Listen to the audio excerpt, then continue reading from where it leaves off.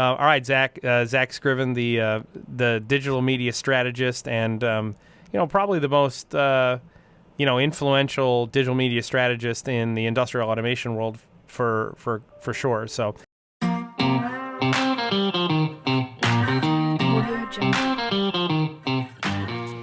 All right, so this is the podcast number 2. This time I actually have a guest, and I promised that it would be the guest would be the famous Zack Scriven.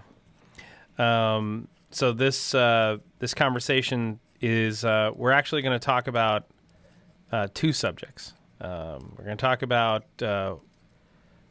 balancing work and home when life isn't going really well in one of them. So whether it's, things are hard at home and you got to balance work, or things are going real rough at work, and how do you handle that at home, right? And then we're gonna talk about financial planning and financial stress and overcoming financial adversity and some strategies for managing that. So. But I'm looking forward to it. Yeah. Hey, Zach. So welcome, Zach. Why don't you, I suspect most of our current subscribers on Adversity and Success are familiar with who you are, because I think a lot of them are jumping over from the 4.0 Solutions channel, right? But for those who watch this podcast a year from now or 2 years from now, where we have a completely unique adversity and success audience, why don't you go ahead and introduce yourself and give us a little bit of background? Yeah, of course. I'm Zack Scriven. I was kind of born and raised in California, and I grew up in a family of system integrators. My dad actually had worked at Wonderware, and my mom had started like a system integrator firm, right around the 1999, 2000s. Mm-hmm. So I kind of got exposed to SCADA and automation at a pretty early age. Went to college at Cal Poly Pomona, was originally majoring in aerospace engineering because I thought that's like the highest that you can set the bar for an engineer. Well, it turns out that wasn't really the path I wanted to go down.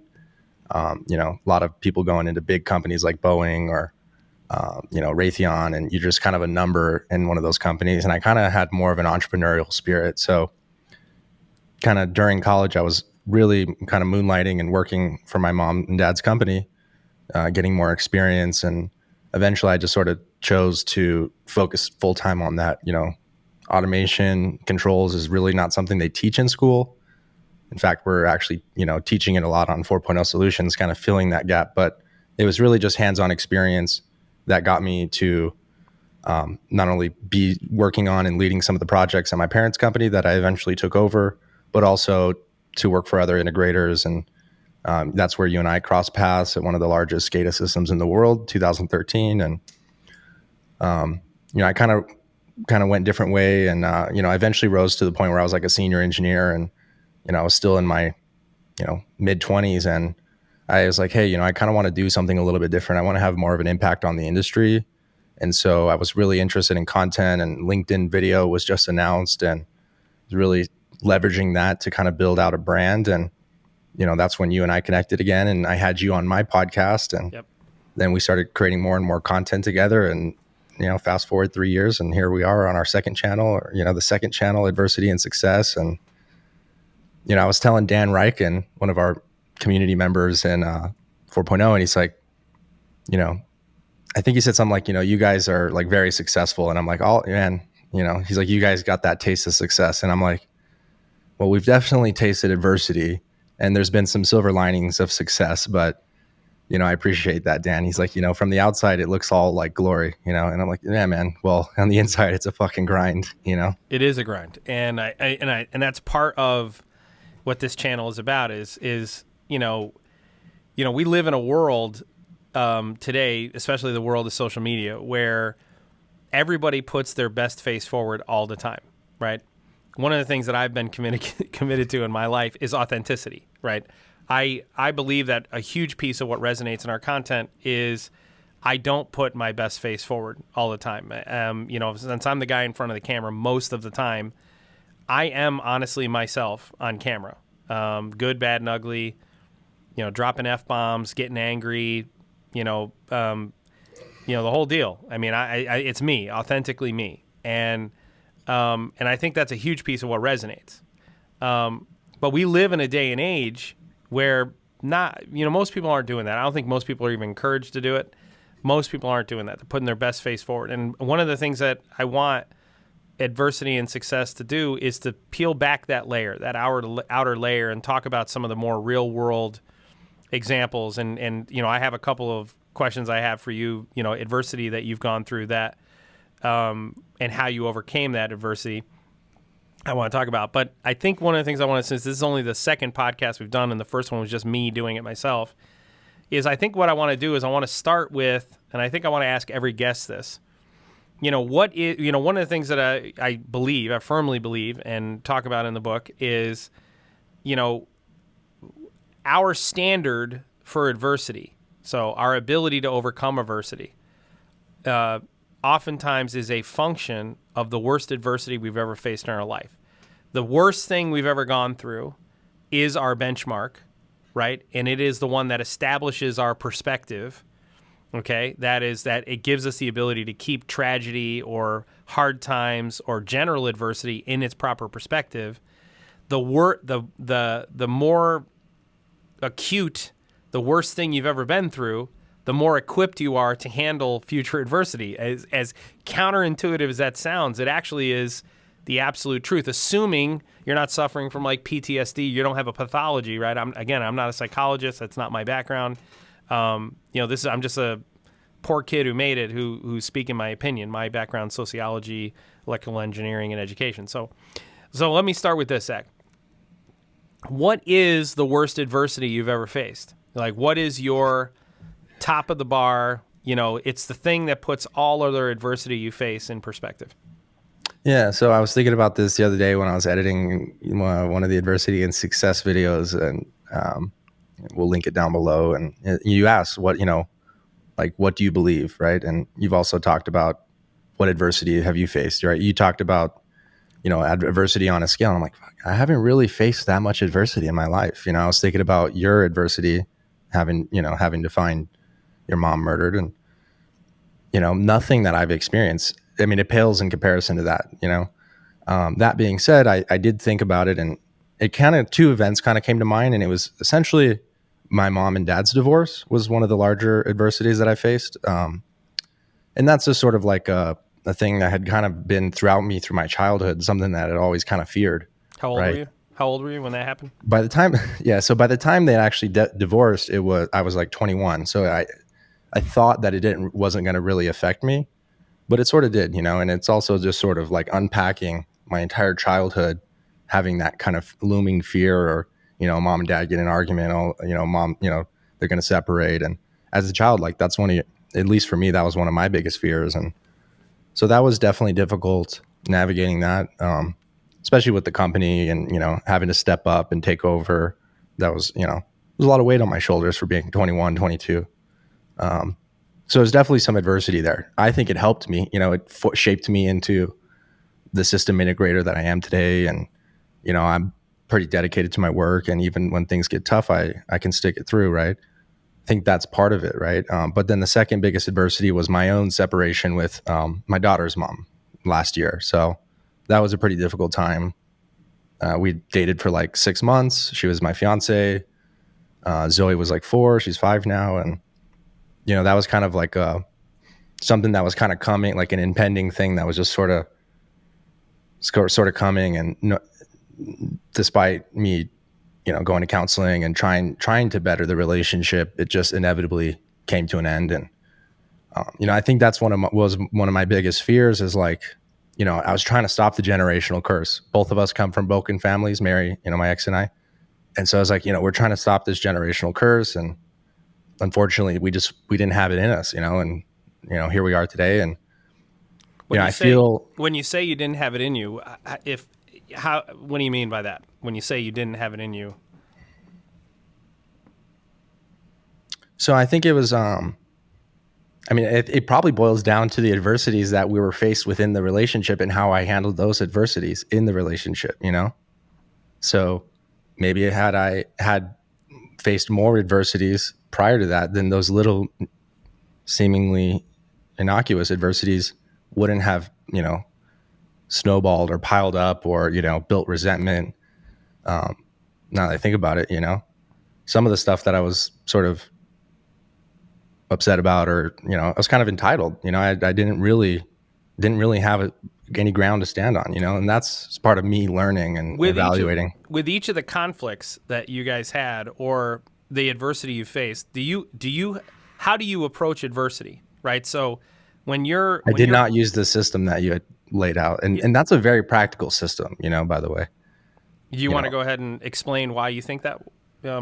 What you said, it sounds impractical, but I guarantee you it's not. In fact, after this video ends in 10 minutes, you're going to find yourself in a situation that you can trace back to a situation that you put yourself in based on, the choices that you made. And those choices that you made were a function of what you value, you're valued, what do you believe? And so, that happens all the time. And I think if I had been thinking about it more strategically, a little bit more intentionally, yeah, I could have probably faced different adversities, right? I didn't probably have to learned faster from the outcomes that came from the choices you made.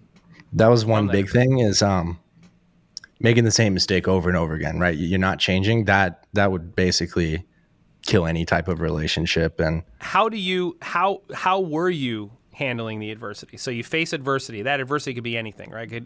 In this case, I turned more into my work often. So you turned away from the antecedent, right? You ignored it? Yeah, at times I did, yeah. And how did that work out? Yeah, not very well. And what have you learned from that process?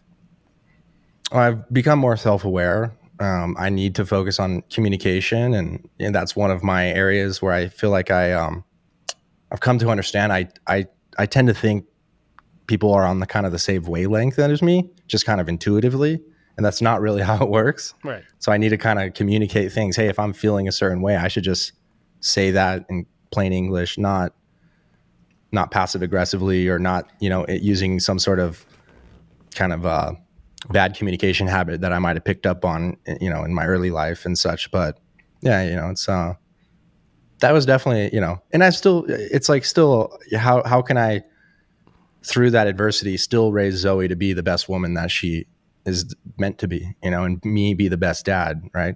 And I feel like I'm doing a pretty good job. I mean, this year, since that had, that was like last year, and, the beginning of this year was a little rocky, but this year I've really grown into, I feel like the man that I'm meant to be, right? I'm trying to step it up and trying to be more balanced, and, trying to take more accountability, trying to have less excuses. You did the 11 types of people, right? And I can identify with some of the ones that you want to be, but the ones that stood out to me that is the person you don't want in your life I was like, man, I'm kind of sometimes the complainer, and I don't know if you, but it's like, yeah, no, I got to stop that. I got to just basically say less and do more, And it's funny. I would not describe you as a complainer. I appreciate that. I see where you get that. Like, I see where you come to that, but I personally wouldn't describe you that way. Money, for example, I've complained about in the past, and that's just, yeah. Correct. And you make a lot of money. You make a lot of money.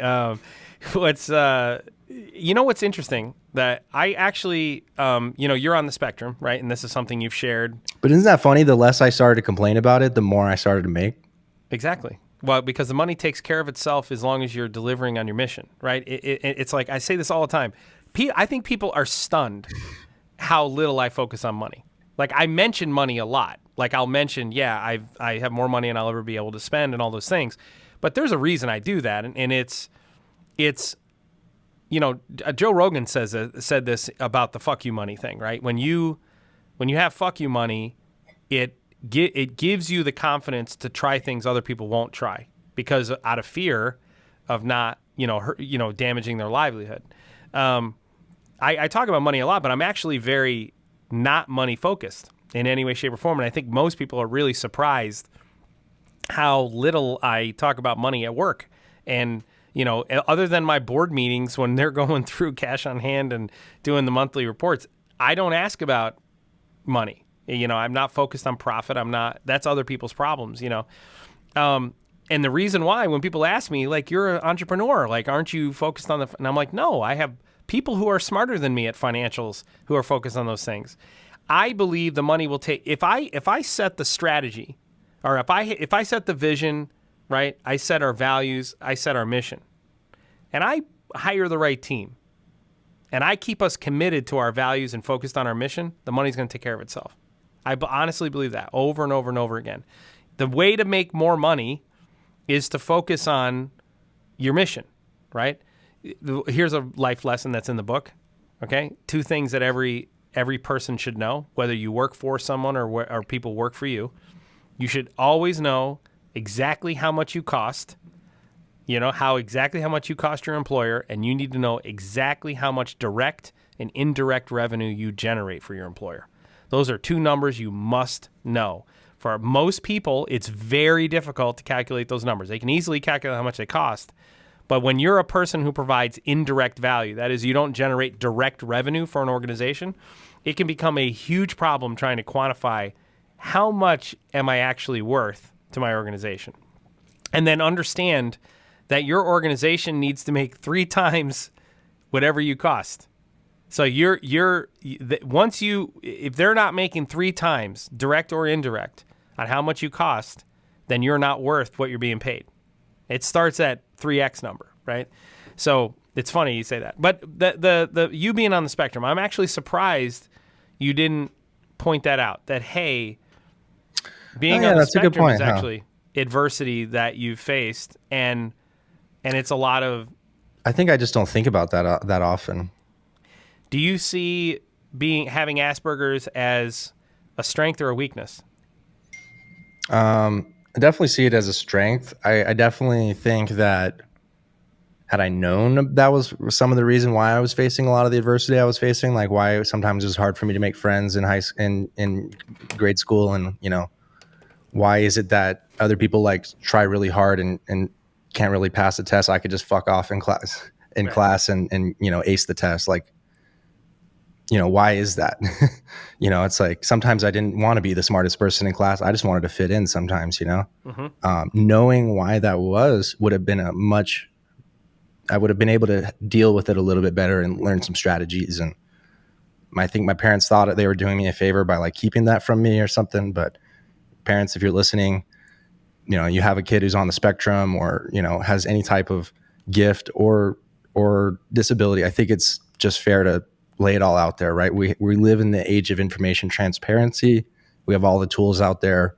I didn't really know until like a few years ago that, that was a thing, What do I say to you about your Asperger's? You say it's a strength, and you say like my biggest value, one of the biggest strengths is like some of the ideas that I come up with.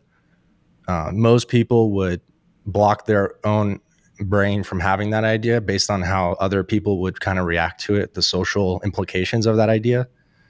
And so, I can come up with really good ideas and you say like, 1 out of 3 of them will be great. And I was talking to ONeal last night. I was like, yeah, maybe it's 1 out of every 2, but I agree with Walker on the large part. It's a superpower. I say, and I think, this is the idea of the silver lining, right? That there's a silver lining in every challenge that we face, right? And one of the things I talk about all the time is, for you, one of your greatest strengths, right, is that you come up with ideas that other people would self-filter, right? And I think it's a completely a function. Like, so for those of you that don't know what Asperger's is, or it's a very, very mild form of autism. It's on a very low, on the very low end of the scale. It's most of the time, if someone who has Asperger's, they're basically socially unaware. Like, that's the biggest thing that you would notice in a person who has Asperger's is they might say or do things that other people would self-censor, right? And they're not normally drastic. They're normally really minor things. Like, for example, here's an example of something Zach does that, like, most people would not do. Or he did do this. I watched it with my own eyes. We were at a seafood place in here in Dallas, a place called Nate's Seafood. It's one of my favorite restaurants in the world, right? And I always eat in the bar and get crawfish in the spring, and just it's Cajun place. Love it, absolutely love it. So Zach's visiting, and it's a bar that still allows smoking because of like it's grandfathered in, it's a old staple here in North Dallas. And there was a girl at the bar who was like smoking a cigarette, and Zach wanted to go say hi to her, so he walked up to her.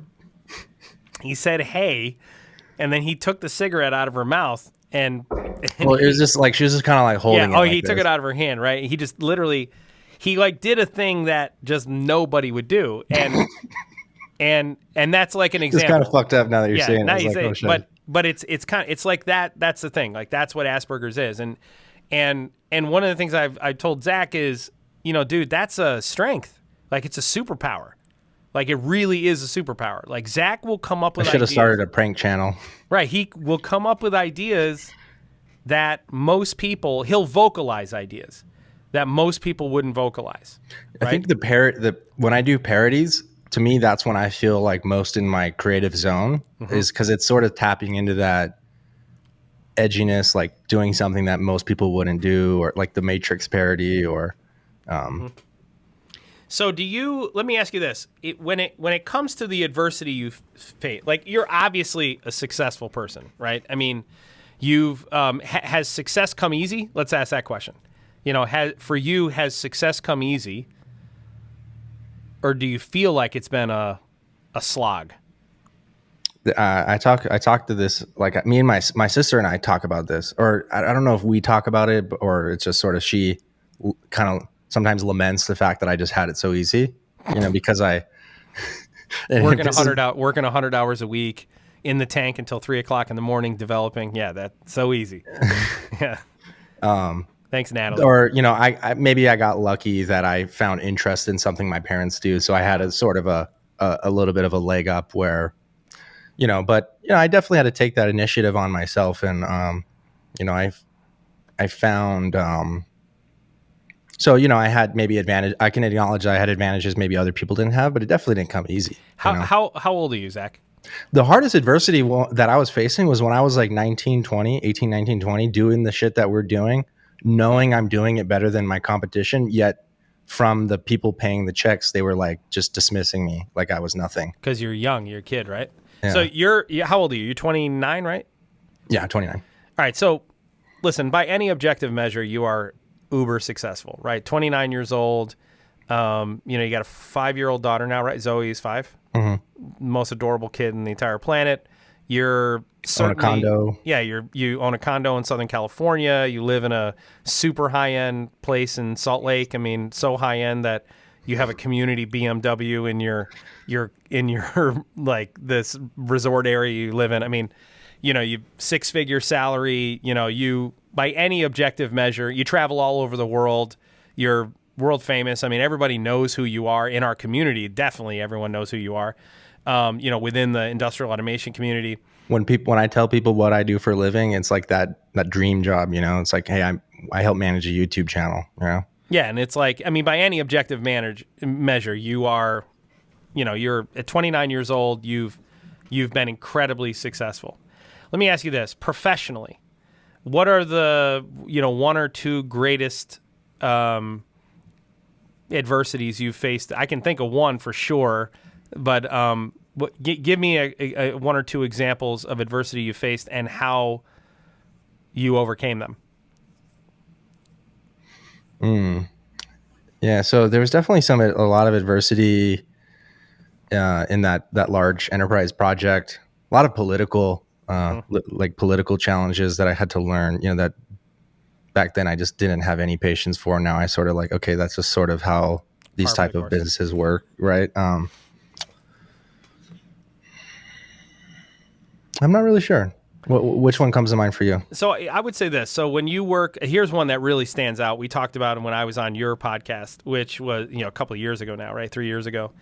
When you worked for another integrator and you left, and at the end of your NDA, wasn't it like the day it expired or something? You published a video why I left my former company, and.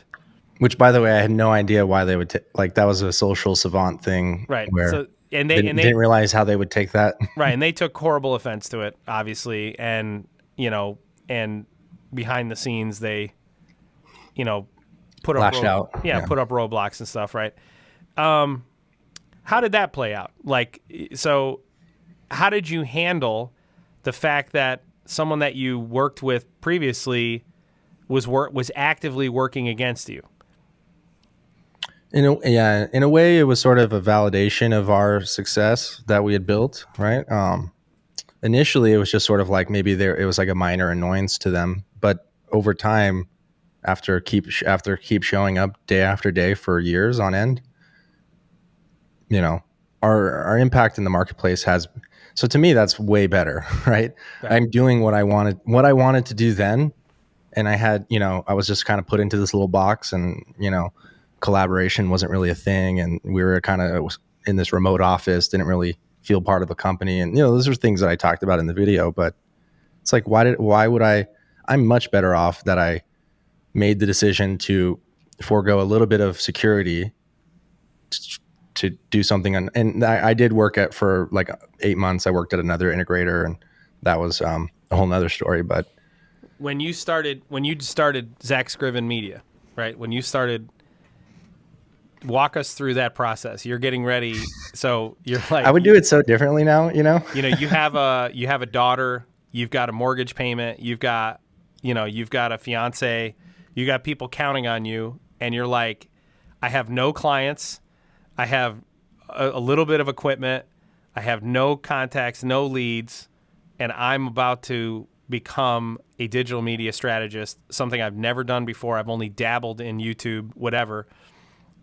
Walk us through that process. What was your thinking? Mm-hmm. What was your go-to-market? And, did you have any fears, and how did you overcome them?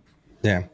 So this was like maybe around the beginning of 2018 where I really started to dive deep into content. One of the books that changed my life was Gary Vaynerchuk's Crushing It. Mm-hmm. And I read that like cover to cover twice, actually. And, that really was like, hey, you can turn this passion for like content creation and video that I had a knack for. I knew I did, because I was doing videos even before, back in the Waterhammer days, and even some of the, before that, like high performance HMI. And so I'd always had a passion for it, but Gary really like drilled it into my head that I can not only do that, but it could be even incredibly successful. So there was a period about 4 or 5 months before like May, June 2018, where I was sort of moonlighting, right? I was writing blogs in the evening, doing live streams, posting a lot of content to LinkedIn. I went to a couple of events. I went to like an Aviva event, did some interviews, and did some reviews of some software. And while other people were out at the bars, or they were going on vacation, or they were spending their weekends, on the couch watching TV, you were grinding. Yeah. And I was building out my influence, right? People started to know me as that LinkedIn guy, and, LinkedIn automation guy. And, this was before, like you see a lot of content creators now, like, yeah, you were before LinkedIn. You literally were LinkedIn video, and you jumped right on it. And you were the first person who had like a LinkedIn influencer hat and all that. It was like, you were right there, right at the beginning. Yeah, it was really good timing. Yeah. And then, so the biggest thing was that sort of fueled the fire and kind of kept the story going. What drew people in was I quit my 6-figure engineering job to pursue content full time, and I did it, and I declared it, and I just kept doing that, right? I just kept showing up, saying, hey, I already did this. Here's the 2-week update, right? Here's the 1-month update. Here's what I'm doing now. Oh, now I'm going to What was the most Dubai. Important step? Now I'm going to South Africa. What was I didn't mean to cut you off, man. Sorry. What was the It was committing to it was creating a vision and then committing myself to it. And then people were really like, they're like, wow, that's like, whether he succeeds or fails, this is going to be interesting. How did you make money? Where did the money come from? Yeah. So it was a lot of bartering. So like a lot of the things that I went to, basically every travel thing was like comped, right? It was like, I'll do this, and then you can get me in for free, or you can give me a stipend. Intellic was one of my first clients, and so that was like kind of a nice steady stream of revenue. Not as much as I was making before by any sense, because I was still getting it off the ground. But then I also did a little bit of moonlighting. I still did a little bit of freelance programming, like on Upwork, or I had a few clients that I supported. But in hindsight, I probably should have, like, what I would do now is I would structure it more.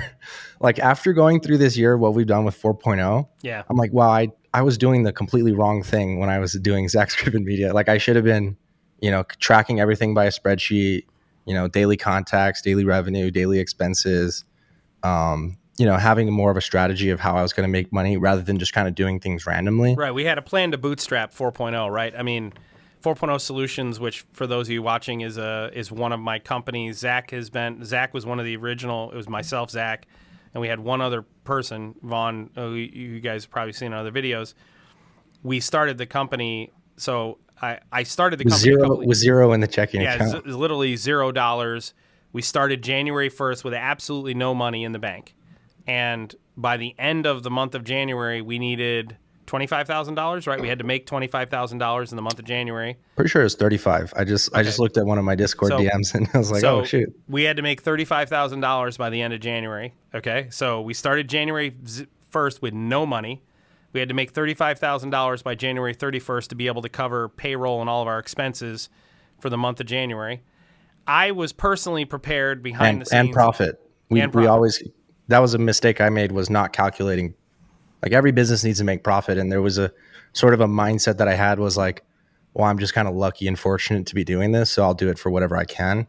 And that was a mindset that I didn't have to take on, And we were able to, we literally turned the profit the first month. Actually, we were profitable every month, I think, for like the first 7 months or something. Or the third month we weren't, but then we were profitable every other month. And most people thought, I can tell you, most people thought, this is a subject for a different story, which I'll talk about, like how to build a company from scratch on just an idea. And I didn't fund it. The plan was, in order to incentivize the team to deliver, I didn't fund it. So we started with $0. But I was prepared in the event that we got to the end of that first month, I would have put the cash in to cover all the expenses. But it's a good, we'll shoot this later, like how to start a company from scratch and build it. And, how do you handle, key situations, when you're, hey, you're going to run out of cash, like cash is low or whatever it is. How do you handle those situations? Most people crack under that pressure because they go into that pressure with no plan. I like to use this. Here's a really good way of overcoming adversity. I want to use Joe Rogan as the example. Everybody should be familiar that Joe Rogan got COVID a couple months ago, right? Or maybe a month and a half ago.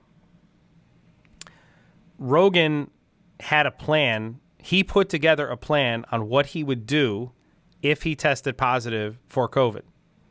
So he knew what he would do. He knew what doctors he was going to call. He already knew what his treatment plans were going to be. He knew everything. So he already put together a strategy, during a pandemic. He put together a strategy and he just implemented it, right? That's a really good example on how to handle anything. I use the win-win-win philosophy of strategy, okay?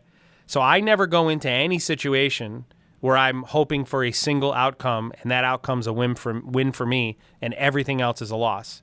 What we do is we go into every strategy with a win-win-win.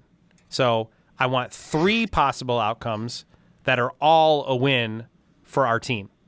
Right? So what ideal, next ideal, least ideal, but they're still all wins. Right? So we have 3 options and we can steer towards any of those options as we go, going into that situation. Rogan did the same thing when he tested positive for COVID, right? He did the exact same thing. He had a plan and he just executed it. That's good business. It happens in business all the time. Most of us don't do that in our personal lives. Most of us don't have a plan for, what am I going to do if... Yeah, like when I went to the ICC in 2018, I didn't really have a plan of what I was going to do should I have been blackballed from the event, And be escorted out by security for doing an interview, right? By the way, what's really funny? Let's tell this story. Go ahead and tell the story. Oh, that was that was like kind of one of the largest adversities of... the Aviva Singapore event came after that, but by that time I'd already been not allowed into literally one of the conferences I was at the first, like I was at the first ICC. You were you were on a weren't you? Oh, you were at a user panel in the Yeah, second. I've been year, on a user right? panel Yep. at the second one, and this one was like maybe the fifth or sixth. It was 2018, and because of You my had nature. already left your previous employer, and now Yep. you were doing media exclusively, right? And you're at ICC, which is a conference for a company in our an OEM in our industry in Northern California, and take the story from there, Zach, and tell the story. Yeah, I don't remember this is how I found out. I think it was like, here's how okay. So one of my sponsors was buying me the ticket, and he's like, okay, cool. Like, you're going to get the ticket. That's great. Everything's fine. Boom. All of a sudden comes back, hey, they said, we're out of tickets. We have no more tickets. Okay. All right. That sucks. Okay. That's fine. So then there should, so in my mind, I'm like, okay, well, I just won't go in, right? I'll stay on the outside. They had like food trucks and so I was just kind of networking out front, and what they really meant to say was I was blackballed. Right. Wasn't that there was no more tickets. Right. You were black. So I guess I kind of called their bluff a little bit. I had a feeling it was a little sketchy. But I still was like, hey, I'm still going to go interview. I was interviewing Vikram actually. And like at the end of it, like the security came up. He's like, are you Zack Scriven? And I'm like, yeah. He's like, you're not allowed here. I'm like, they never told me that. I'm like, they just said I don't have a ticket. I mean, I literally drove 6 hours to be here, Mm-hmm. So but anyways, that was really emotionally tough for me. I had to for those of you watching, there was there was some political stuff going behind the scenes where, Zack Scriven Media was in its infancy. He was disrupting the industry. He was trying something nobody else had tried before. He was being authentic in his content. He had rubbed some people in the industry the wrong way, and those people, used their influence behind the scenes to try and undermine his company. But interestingly, one thing that I noticed maybe a year later, once you were fully off the ground and you were a true blue influencer, that is like, you moved the needle, you could say things that impacted the industry, a lot of people changed their tune, right? And you ended up doing interviews with some of the people, and I was invited back to Inductive, and I interviewed Don Pearson, and Yeah. So it's a big deal. It's a good, it went full circle. Yeah. Awesome. So let's talk about financials here real quick, because one of the things Okay, so why do you think it's a bad idea for me to buy Tesla stock in lieu of buying a Tesla, and then just buy the Tesla with my gains from the Tesla stock? All right, so here's why. Okay, for everyone who's not you or me, or I would agree that that's a great idea. You're using the Shaquille ONeal method of investment, right? Shaquille O'Neal, if I've got 100, I get paid $100. First thing I'm going to do is take 50 of them and put it away and invest it and never touch it. Most people are going to take the other 50 and spend it. He says take 25 of the next 50, the remaining 50, and invest that as well, and then blow the other 25, right? You're using that system. That what you want to do is take the 25, invest it, save it, and then go ahead and buy a Tesla. Here's why. There's opportunity cost you're losing in your content by not covering Tesla. We talk Tesla all the time, right? And I mean, I'm buying two Teslas. I ordered a Model 3 and a Model S, okay, because we talk about Tesla. You can't drive both of those at the same time, so you're going to need someone to drive it. Well, and it's you should have a Tesla to shoot your content in, because you talk about Tesla all the time, right? It is an investment in your content.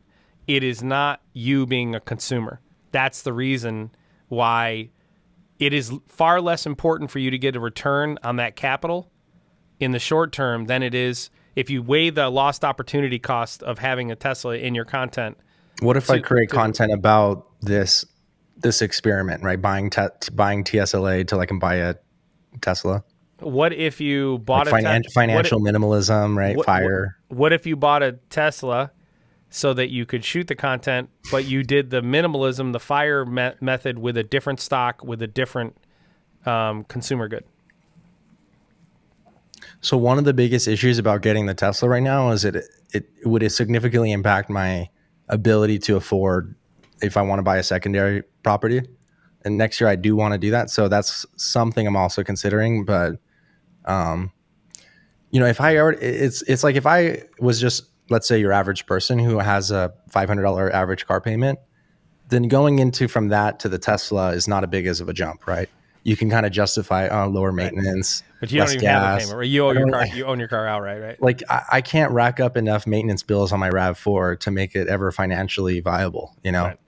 And you do have a point, obviously, about the opportunity cost, but yeah, I don't know. Have you looked at content creators who make content about Tesla? Yeah, they're insane. They're insane, okay? And they get an unbelievable number of views. There are no Tesla content creators who put the Tesla within the context of the technology Tesla uses for manufacturing, to create their cars in manufacturing. That's the one thing that's missing. It's a market that hasn't been tapped yet. What's crazy is no other integrator's done it. I mean, it really is. We should do the same thing with Rivian too. When the R1T comes out, Agreed. We should buy one of those. And what's the other one? The electric car company that begins with L. What's a Lucid? Lucid, right? Yeah, I don't know as much about them. I saw their. Now Nikola is a scam. So anything you've heard about Nikola, just. I saw Lucid. I saw them. I can't remember what mall I was in. But they had a big display right next to the Apple store, and I didn't go. See, I think what Lucid has it wrong is they're trying to copy Tesla, but they haven't figured out exactly what Tesla's competitive advantage is. Correct. Right? They're focusing just on brand presentation. They're here's Tesla's market. I'll be excited to see what Rivian does. They're manufacturing. Okay, the process of manufacturing and how they've been able to reduce costs by like 30, 40, 50% in many cases on a lot of these vehicles. Their supercharger network, man. Once you have the network. See, yeah, once you have it, you're not going back. Yeah, once you have the network, it's like, think about how much capital has to be invested for these other, and then obviously what's going to happen is Tesla's going to let you use their superchargers for other electric vehicles, and so. Licensing. But anyways, Let's get back to financial. Yeah. So let's talk about my net worth's like mostly tied up in stocks, my Roth IRA and real estate. I I'd actually just refinanced, so now I'm cash flowing significantly on that rental property, and it's got like over 100K in equity, and so all in my net worth is probably about 150K right now. Net. Yeah, I have like $1,000 of debt, so I don't have hardly any debt. No student loans. Well, I have my mortgage, about $300K. And where do you expect to be? So 10 years from now, when you look, so at 29, right? You're $5 million. Okay. I want to be $1 million by 30. Now I don't know if that's going to be achievable. How much time you have left? 10 months. Yeah, it's going to be, yeah. So, maybe 33, couple years. The first $1 million is the hardest $1 million you'll ever make. It's You're saying save 25% of my income? Yeah. I mean, you should be, you live in a nice place. You live in a high-end community. What I would have probably done is not lived in a high-end community for maybe a year. Then I would have moved into the true minimalists I disagree with, but where they're like never, until your house can pay for itself, don't ever move into a high-end place or whatever. But yeah, I disagree with that. Now I did move into this place. This is what I did do. I justified moving in here based on, in my mind, and actually if you track the numbers since I moved in July, I'm on track to have this place by the end of 1 year pay for itself in marginal increase of my income. So this place is about $2,000 a month. So all I need to do is increase my income by this time next year by, 24,000. Then you could say, now it's not 100% tight. Obviously we're going through growth. That's not strictly just limited to my apartment, but my efficiency, I have a really clean workflow here. Like someone asked me the other day, like, are you at an office? I'm like, no, this is like my house, like right. I can shoot a video. I can make coffee. I know where everything is. That's one of the key things is like, I got rid of a lot of stuff and everything that I do have like has a purpose and a place. So just my day-to-day efficiency is like really high. It just leaves a lot of space for creativity and content. So for me, it's, a place I chose to splurge a little bit. How much time do you dedicate a week to managing your finances? And I don't mean just your day-to-day, month-to-month. I mean not enough. Your financial plan, your financial strategy. Especially if I'm trying to hit 1 million by 30, not nearly enough. Yeah. Okay. I should be tracking that number right there on daily on my whiteboard. Yes, you should. And how do how do you want to change that? Yeah, maybe I should do a weekend, like kind of like how we do. I have like on my calendar weekend, right, for 4.0, right? I should do personal weekend, right, and start with there. Like I do the month end, but it's not as detailed as it needs to be. Yeah. All right, so I want to finish with this. I want to go back to one, a couple of years ago, you made a key decision to, at 25, 26 years old, you made a key decision to leave a very cushy, very secure 6-figure engineering and systems integration job with a great company, right, to go and do digital media with no clients, very little equipment, and no real plan. Okay? I suspect you don't look back on that decision and regret it. Of course not. Yeah. At the time, were people around you questioning your sanity when you... 100%. Okay. The hardest part was explaining to my family. They were the largest critics. And why did you push through?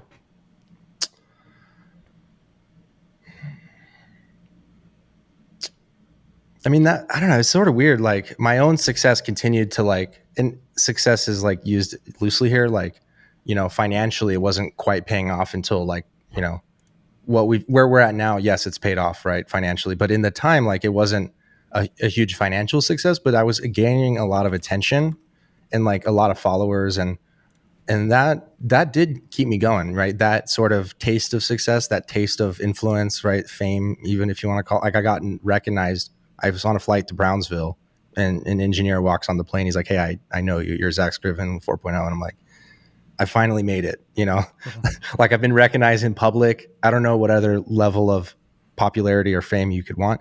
It's not, I mean, fame and fortune, what they say is like, it's not as all it is cracked up to be. It isn't. It's really awkward when people ask a lot of times I feel bad that can I get a picture with you or whatever? That's awkward as shit. So many people wanted my time and attention. I just couldn't give it to all of them. So part of it was like, hey, you're putting me on this pedestal. I'm not even really worth it. Like I'm just a normal person like you. I've just been kind of going crazy the last few years on LinkedIn, Well, I mean, if you think about it, I mean, you've done things that the average person doesn't do. I mean, you've traveled all over the world and been paid to travel all over the world to cover events and to cover them online. I mean, and you have a unique expertise, which makes that a valuable commodity, right? But, that doesn't make you normal. It makes you really not normal. And the fact that you've been instrumental in helping to build, you were running an integrator when you're in your teens, right? You multi-million-dollar company, right? And then you've been instrumental in building 2 brands for me. I mean, I'll say I like 4.0 having the spotlight versus me personally. There was a period of time where sometimes it was a little bit too much about me. Right. And that, as soon as that started happening, that was kind of like the beginning of the end, sort of like, right. As soon as I started like getting to my head or whatever, then, I sort of lost connection with what value was I bringing to the audience in the first place, So, I mean, I think every influencer that goes through that sort of has that moment like, oh shit, like Rice Gum is a perfect example. Like, at 50,000 subscribers, he's like, oh my God, thank you guys so much. I don't know what I would do without you. 1 million subscribers, he's like, oh my God, I'm blown away. You guys are amazing. And then at 10 million subscribers, he's like, yeah, look at me. I got 10 million subscribers. And then he just flatlined after that, like his total perception of gratitude changed, Right. He drank his own Kool-Aid, all right. So last question. There are people who are going to watch this and they're going to say, yep, Zach did that. Walker's done what he's done, Zach's done what he's done, but I can't do that, right? That I'm different.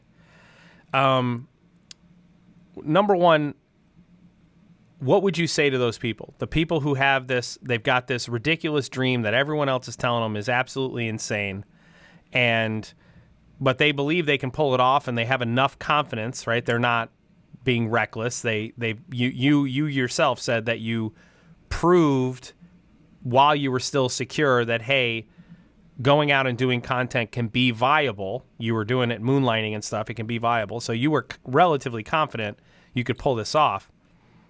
What would you say to the person who is relatively confident they can pull it off, but they don't have enough confidence to pull the trigger?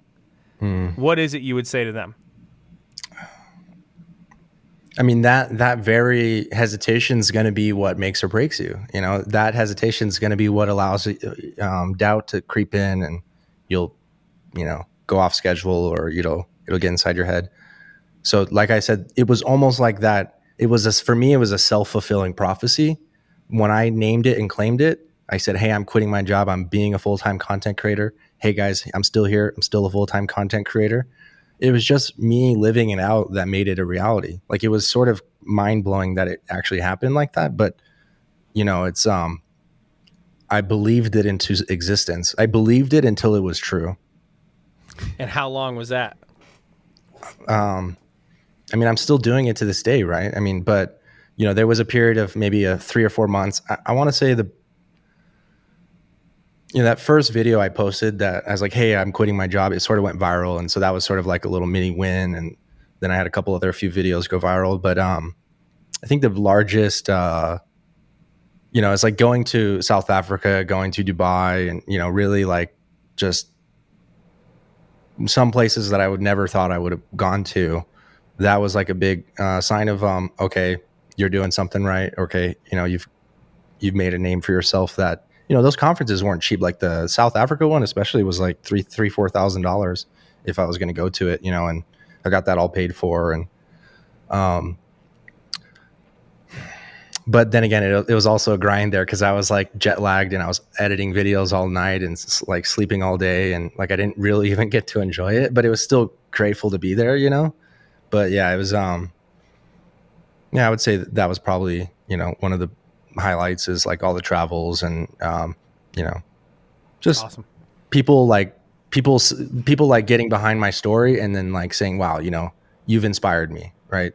All those messages were like, okay, this is pretty legit. Like, I can help through my courage and confidence. I can help give that to some other people. And I think that's what I love about adversity and success, why I edit the videos into the night and creating shorts during the day, and is because I think we have an opportunity to make a real impact here. I agree. Awesome, Zach. Appreciate you, man. For those of you guys who are watching the podcast, we didn't stream it live. We are going to end up streaming podcasts live in the future, but we wanted to make sure we pre-record this and make sure it goes off without a hitch. If this is content that you think somebody else could benefit from, please share it with them. A lot of the people who watch our content, I think more than 50% of the people who watch the content here in the early stages of the channel are not subscribers. It would be great if you could subscribe to the channel, like, and comment in the video. It's really important in the early stages of the channel for that, for the algorithms to make sure we get the content in front of the people who need it. And it, you can always unsubscribe later on if you don't like the content. But it would be really cool if everybody could give it a subscribe, a like, and throw a comment down below.